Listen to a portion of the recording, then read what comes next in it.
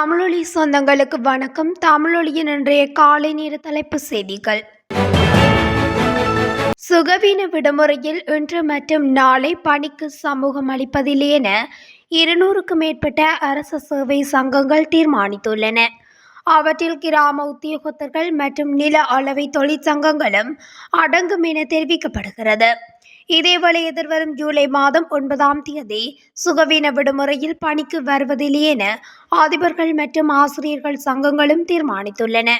இதேவேளை பல்வேறு கோரிக்கைகளை முன்வைத்து நேற்று நள்ளிரவு முதல் இன்று நள்ளிரவு வரை 48 மணி நேர அடையாள வேலைநிறுத்த போராட்டத்தை ஆரம்பிக்க தபால் தொழிற்சங்கங்களும் தீர்மானித்துள்ளன. இலங்கை இந்த நாட்டிலிருந்தும் கடன் பெறவில்லை. இருப்பினும் நாட்டின் கடன் அதிகரித்துள்ளதாக எதிர்க்கட்சிகள் மக்களை ஏமாற்றி வருகின்றன என தொழில் மற்றும் வெளிநாட்டு வேலைவாய்ப்பு அமைச்சர் மனச நாணயக்கார தெரிவித்துள்ளார். ஊடகங்களுக்கு கருத்து வெளியிட்ட அவர் மேலும் தெரிவிக்கையில், நாங்கள் வங்குரோத்து அடைந்த பிறகு எந்த நாட்டிலிருந்தும் கடன் பெறவில்லை. இருப்பினும் சில அரசியல்வாதிகள் கடன் அதிகரித்துள்ளதாக பகிரங்கமாக தெரிவிக்கின்றனர். தேசிய மக்கள் சக்தியின் செயற்பாடுகள் இவ்வாறு தொடர்ந்தால் இந்த நாட்டை கட்டியெழுப்ப முடியாது என அமைச்சர் மனச நாணயக்கார மேலும் தெரிவித்துள்ளார். முதலாம் வகுப்பு முதல் 11ஆம் வகுப்பு வரையிலும் மற்றும் உயர்தரத்தில் கல்வி கற்கும் குறைந்த வருமானம் பெறும் குடும்பங்களைச் சேர்ந்த மாணவர்களுக்கு ஜனாதிபதி நிதியத்தின் மூலம் வழங்கப்படும் புலமை பரிசில்களை நடைமுறைப்படுத்துவதற்கு தீர்மானிக்கப்பட்டுள்ளது. இந்த திட்டம் இம்மாதம் 12ஆம் தேதி முதல் அமலுக்கு வரும் வகையில் ஒவ்வொரு மாவட்ட மட்டத்திலும் ஆரம்பிக்கப்படவுள்ளதாக ஜனாதிபதி ஊடகப் பிரிவு தெரிவித்துள்ளது. உயர்தர மாணவர்களுக்கு மாதாந்தம் 6000 ரூபாய் வீதம் 24 மாதங்களுக்கு ஒவ்வொரு கல்வி வலயத்திலிருந்து 60 மாணவர்கள் தெரிவு செய்யப்பட உள்ளதுடன் 6000 மாணவர்களுக்கு வழங்கப்படவுள்ளது. அத்துடன் தெரிவு செய்யப்பட்ட முதலாம் வகுப்பு முதல் 11ஆம் வகுப்பு வரையிலான மாணவர்களுக்கு 12 மாத காலத்திற்கு மாதாந்தம் 3000 ரூபாய் வழங்கப்படும் என ஜனாதிபதி ஊடகப் பிரிவு தெரிவித்துள்ளது. கருவா ஏற்றுமதி மூலம் இவரிடத்தின் முதல் 6 மாதங்களில் 15 மில்லியன் ரூபாய் வருமானம் ஈட்டப்பட்டுள்ளதாக கருவா அபிவிருத்தி திணைக்களம் தெரிவித்துள்ளது.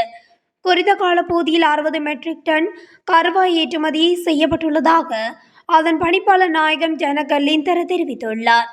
மெக்சிகோ, பெரு மற்றும் அமெரிக்கா போன்ற நாடுகளுக்கே அதிகளவில் கருவாய் ஏற்றுமதி செய்யப்பட்டுள்ளதாக அவர் குறிப்பிட்டார்.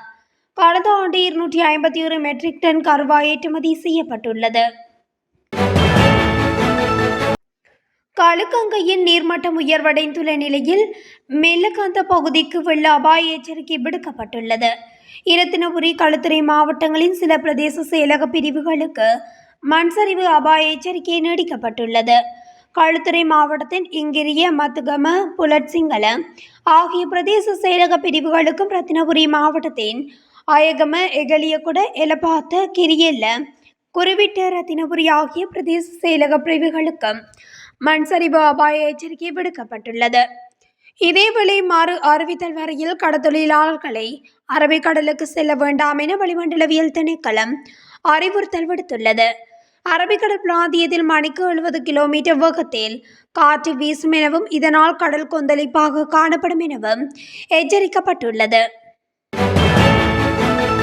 எதிர்வரும் 10ஆம் தேதி ஏல விற்பனையின் ஊடாக மில்லியன் ரூபாய் பெறுமதியான திரைசேரி உண்டியல்கள் வழங்கப்படவுள்ளதாக இலங்கை மத்திய வங்கி அறிவித்துள்ளது. இதன்படி 91 நாட்கள் முதிர்வு காலத்தை கொண்ட 30,000 மில்லியன் ரூபாய் பெறுமதியான திரைசேரி உண்டியல்களும் 182 நாட்கள் முதிர்வு காலத்தை கொண்ட 40,000 மில்லியன் ரூபாய் பெறுமதியான திரைசேரி உண்டியல்களும் ஏல விற்பனையின் ஊடாக வழங்கப்படவுள்ளன. மேலும் 364 நாட்கள் முதிர்வு காலத்தை கொண்ட 30,000 மில்லியன் ரூபாய் பெறுமதியான திரைசேரி உண்டியல்களும் ஏல விற்பனையினூடாக வழங்கப்படவுள்ளதாகவும் தெரிவிக்கப்பட்டுள்ளது. வாட் வரியை உயர்த்தி அரசு ஊழியர்களின் சம்பளத்தை உயர்த்தி இருந்த நிலையில் இந்த ஆண்டு மீண்டும் அவர்களுக்கு சம்பள உயர்வை வழங்க முடியாது. அவ்வாறு சம்பள உயர்வு வழங்கினால் மக்கள் சிரமத்திற்கு உள்ளாவார்கள் என ஜனாதிபதி ரணில் விக்ரமசிங்க தெரிவித்துள்ளார். சட்டத்தை மதிக்கும் நாடு எனும் தொனிப்பொருளில் வெள்ளவாய பொது விளையாட்டரங்கில் நேற்று நடைபெற்ற ஊவா மாகாண சமூக போலீஸ் குழு உறுப்பினர்களின் வலுவூட்டல் செயலமர்வில் கலந்து கொண்ட போதே ஜனாதிபதி ரணில் விக்ரமசிங்க இதனை குறிப்பிட்டுள்ளார். அரசியலமைப்பின் பிரகாரம் ஜனாதிபதி தேர்தலுக்கான திகதியை ஜூலை 17ஆம் தேதிக்கு பின்னர் அறிவிக்க ஆணைக்குழுவுக்கு அதிகாரம் இருப்பதாக அதன் தலைவர் RMAL ரட்நாயக்கா குறிப்பிட்டுள்ளார். எதிர்வரும் செப்டம்பர் 17ஆம் தேதி முதல் அக்டோபர் 16 வரையான காலப்பகுதியினுள் தேர்தல் நடைபெறும் என தேர்தல் ஆணையம் ஏற்கனவே அறிவித்திருந்தது. இந்நிலையிலே ஜனாதிபதி தேர்தலுக்கான சரியான திகதியை தேர்தல்கள் ஆணைக்குழு கூடி தீர்மானிக்கும் என அதன் தலைவர் தெரிவித்துள்ளார். இந்த ஆண்டு ஜனாதிபதி தேர்தலுக்கு 2024ஆம் ஆண்டு வாக்காளர் பட்டியல் பயன்படுத்தப்படவுள்ளது. வாக்காளர் பட்டியலில் கையொப்பமிடும் பணிகள் இன்னும் சில தினங்களில் மேற்கொள்ளப்படும் என குறிப்பிட்டுள்ளார். அதேவேளை ஜனாதிபதி தேர்தலை நடத்துவதற்கு தடை உத்தரவு பிறப்பிக்கப்பட்டால் தேர்தல் திகதியை அறிவிக்க முடியாது எனவும் தேர்தல்கள் ஆணைக்குழு தெரிவித்துள்ளது. வாகரை கிருமிச்சி குளத்தில் மீன்பிடிக்க சென்ற நிலையில் காணாமல் போன மீனவர் சடலமாக மீட்கப்பட்டுள்ளதாக வாகரை போலீசார் தெரிவித்துள்ளனர்.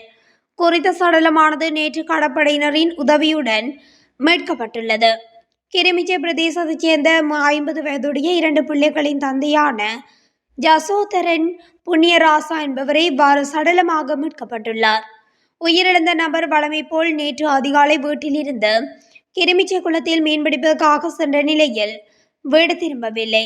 இதையடுத்து அவரை கரையில் அவருடைய தோணி இருப்பது கண்டறியப்பட்டுள்ளது.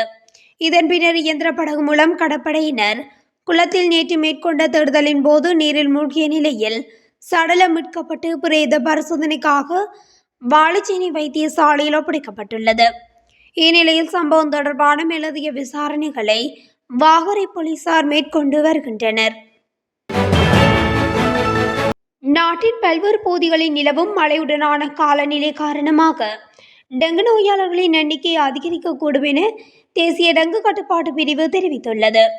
இந்த ஆண்டின் இதுவரையான காலப்பகுதியில் 27,755 டெங்கு நோயாளர்கள் அடையாளம் காணப்பட்டுள்ளதாக தெரிவிக்கப்பட்டுள்ளது. மேலும் டெங்கு நோயினால் இதுவரையில் 10 பேர் உயிரிழந்துள்ளதாக தகவல் வெளியாகியுள்ளது.